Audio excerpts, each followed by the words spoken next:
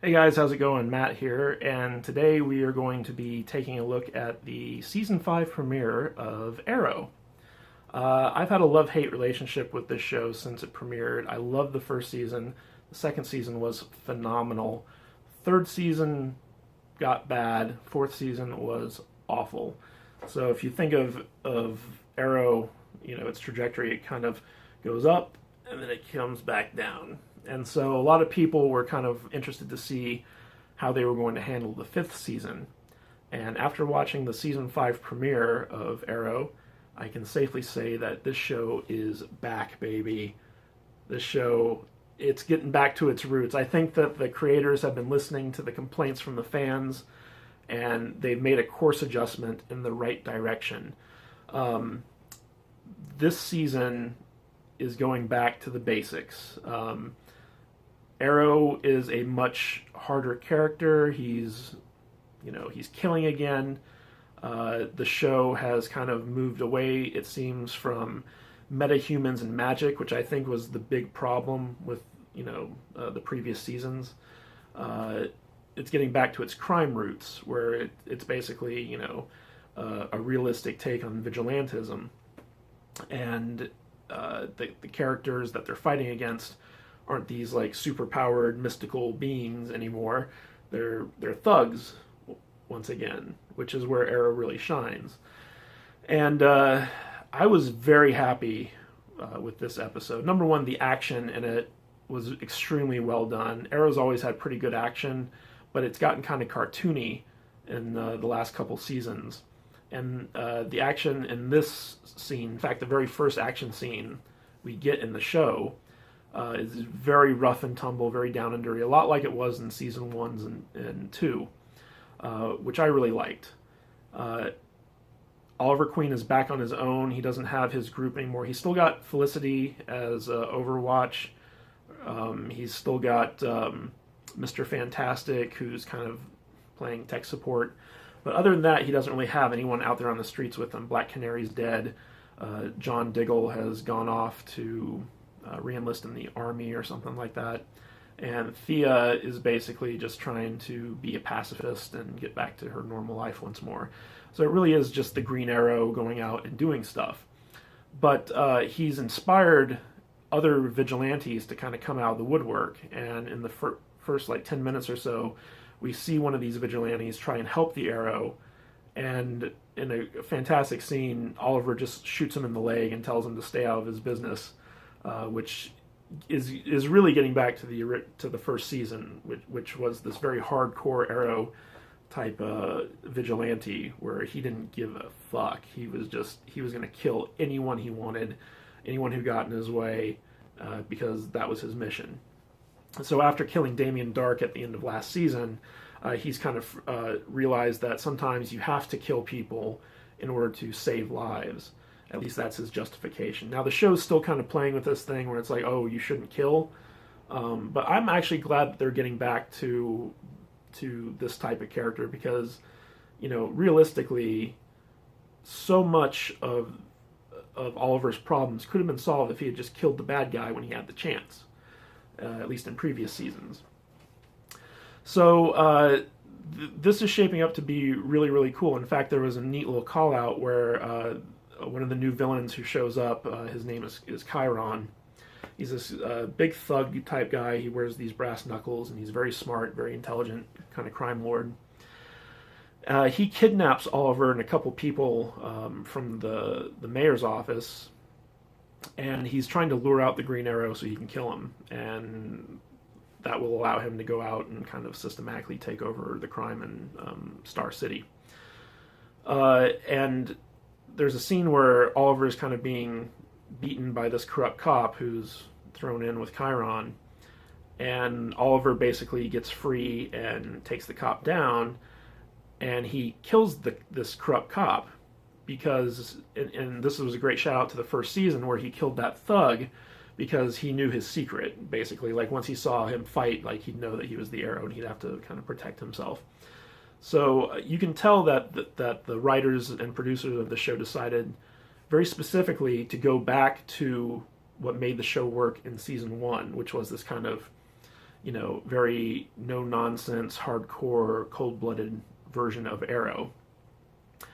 And we also get to see in the flashbacks, finally, the Russian part of Arrow's journey.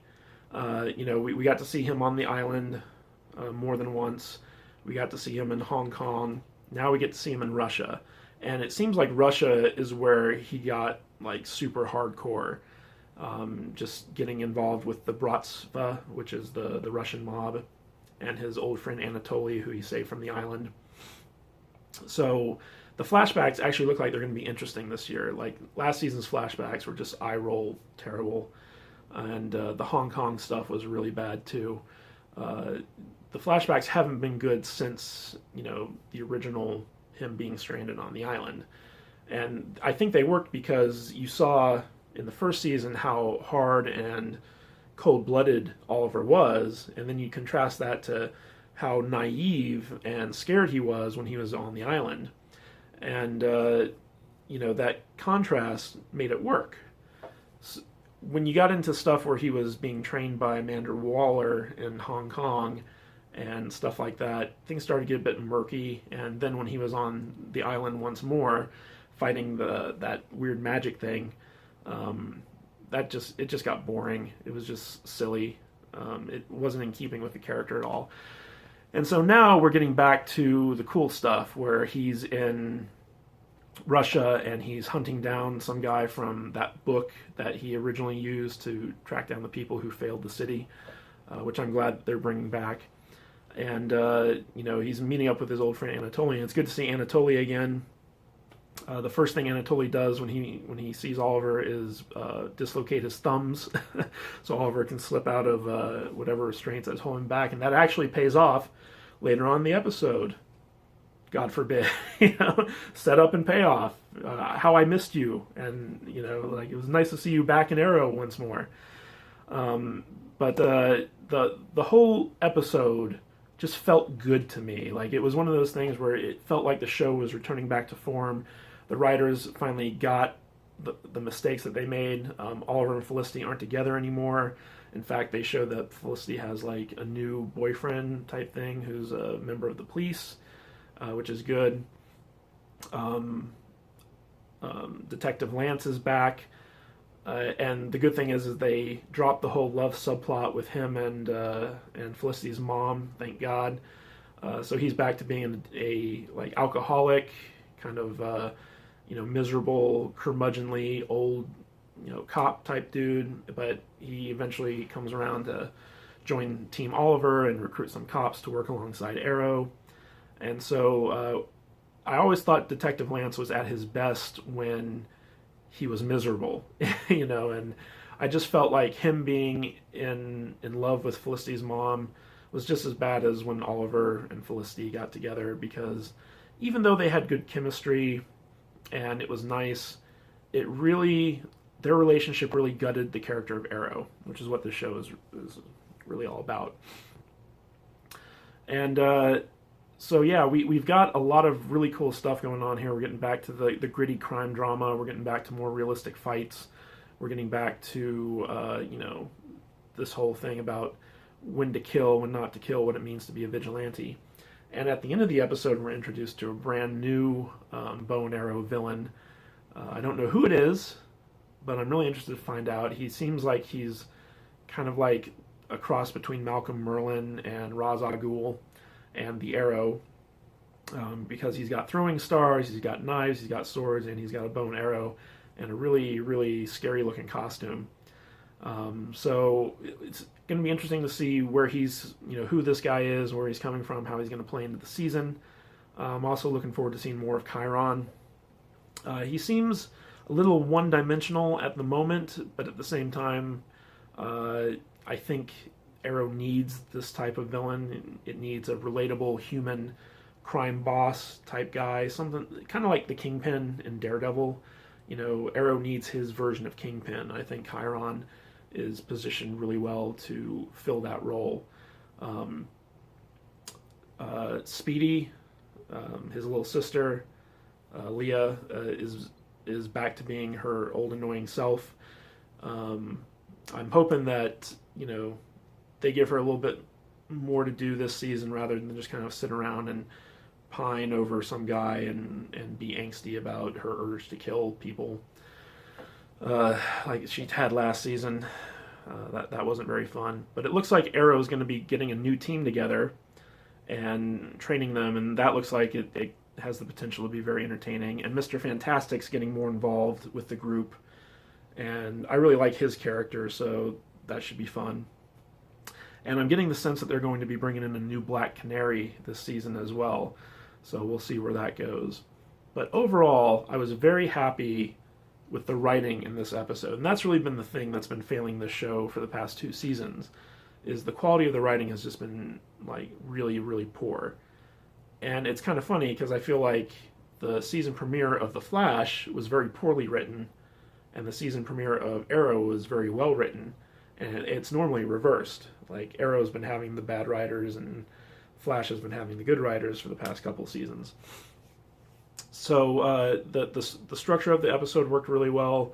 The stakes, everything made sense. There were no like big leaps in logic you had to make to understand or justify anything in this episode. It all played out according to plan, and the direction that they're taking the characters is very encouraging.